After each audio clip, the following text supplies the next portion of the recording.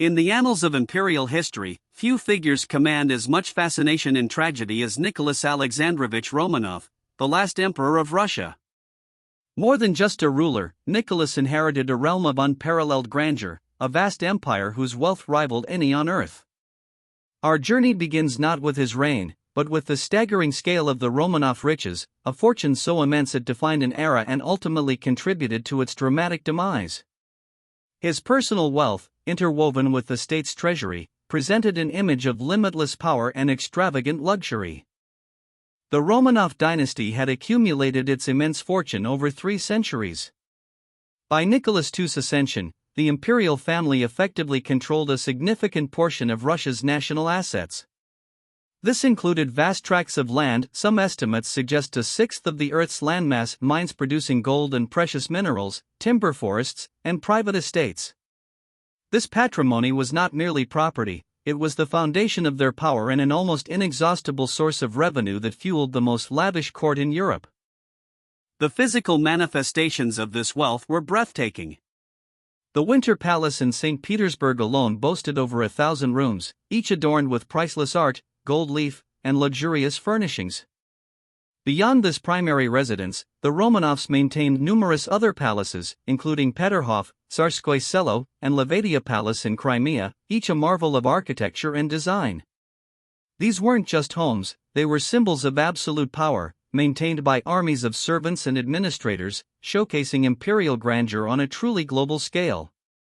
Nicholas and his family possessed one of the world's most extensive private collections of jewels, including the imperial scepter, adorned with the Orlov diamond, and the great imperial crown.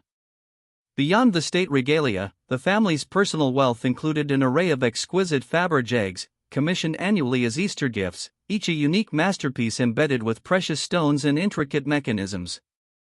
These personal treasures, beyond mere adornment, were artistic expressions of their boundless wealth, status, and refined taste.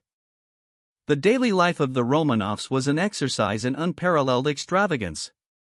Maintenance of their numerous estates, personal staff, and vast retinues required colossal expenditure.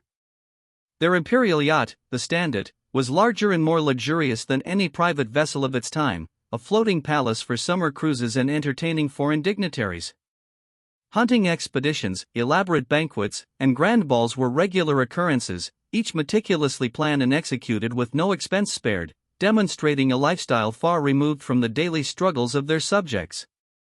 While the Romanovs lived in a golden cage of luxury, the vast majority of Russia's 170 million people toiled in poverty. Peasants, comprising over 80% of the population, often lived in rudimentary conditions, struggling to survive.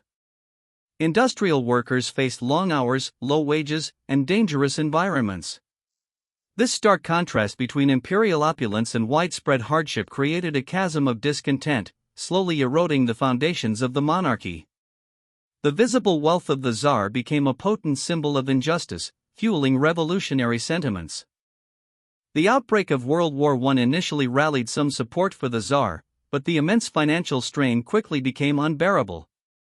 Russia's vast resources, though seemingly endless, were rapidly depleted by the war effort.